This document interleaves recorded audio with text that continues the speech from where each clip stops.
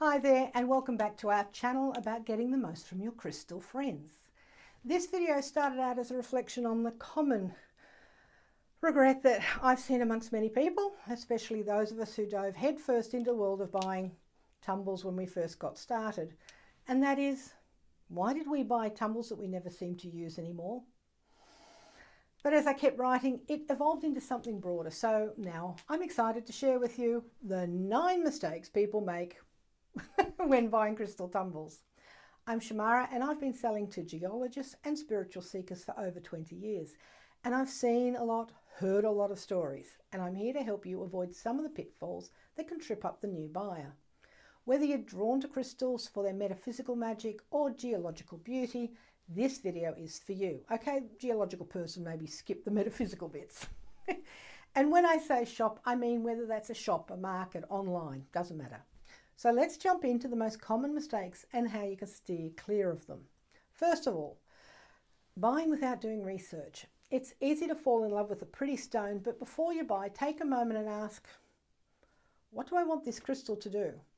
Look at its properties, geological or metaphysical, its uses and how to care for it. And do this research before you go to the shop or while you're browsing, especially if the shop does have helpful information. Without this step, you may well walk away with a crystal that doesn't even do what you hoped. Secondly, not researching the seller.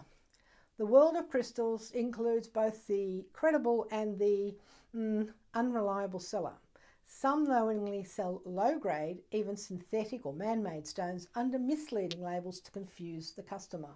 So do get reviews, get recommendations, or ask the seller questions. If it's a $4 tumble, sure, you might just trust your gut, but a little caution goes a long way. Point 3 is, don't buy choosing on looks alone. It is normal to be drawn to the gorgeous, brightly coloured stones, but don't let the appearance be your only guide. First of all, ask, is it even real? Energetically, is it right for me? Does it have the properties I want? And the fourth point I want to talk about is falling for misleading labels, and this one is tricky and it's getting actually worse because even experienced buyers like me are getting caught. Some sellers mislabel stones, sometimes out of ignorance, but sometimes it's deliberate. If the shop has a lot of incorrectly named stones and they've been in the game for a while, red flag, leave. Especially watch out for the synthetic, the dyed, and even reconstituted stones. That's one that catches me. They get marketed as real. If you see a label like smelt crystal, this is actually a seller being honest, telling you that it's man-made. If the energy feels off, if the geological properties feel wrong, this could be why. For my fifth point, let's talk about overpaying. Tumbles can be affordable and they're certainly still worth checking the prices. Larger ones, rarer ones certainly will be more expensive. And some questions to ask is, first of all, is it even the natural colour? Was it dyed or altered? And was this $3 stone the same size as the $7 one? Look, sometimes shops have to charge more. They are in a more expensive country. They are offering value-added services and freebies. They're in an expensive location like in the city. But there are some that inflate prices because you are their captive audience. And I learned this from customers who had bought previously at one particular crystal seller who's now no longer in business. But hotels, of course, can be trip zones and unfortunately Chinese healing centres. The sixth point is about letting excitement drive the purchase. We've all done it, bought something just because it looked cool, felt exciting in the moment. But really, is it even on your research list? Is it really what's actually important for you? So be careful of trends and recommendations from friends and, yes, celebrities. They're fun, but make sure it still is what you need. Point 7 is about buying in bulk, well, just because it's cheaper. And it is tempting to buy that buy 10 for the price of 5 deal, but do you really need them? Unless you have a specific purpose, you're gridding, you're gifting to multiple people, you're putting them in an art project, it's just going to be more stones piling up. My 8th point is about you're forgetting the bigger picture. Should you even be buying this as a tumble at all? And that was, of course, the original seed of the video.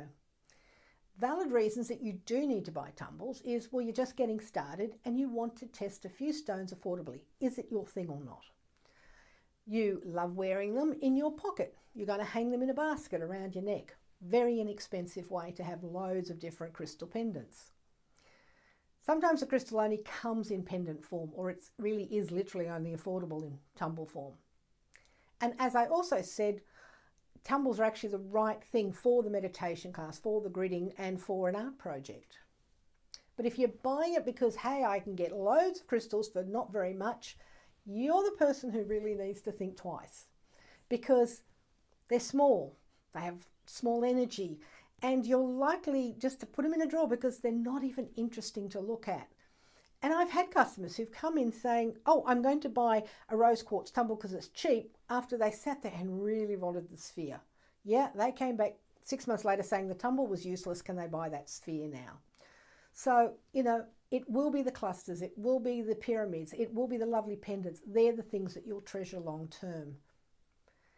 So to wrap up, let's look at again what you need to do when you're buying. Compare prices, check quality, check the seller, check the labels, ensure that it's what you need, it's your intention, it's not the impulse. And really thinking about, is a tumble my long-term benefit? Maybe it is that bracelet. So thanks so much for watching. If this helped you, please subscribe for more crystal tips and metaphysical insights. Make a comment about your experiences, share it, and subscribing all helps the algorithm. And really, really, really enjoy your time with your crystal friends. Namaste.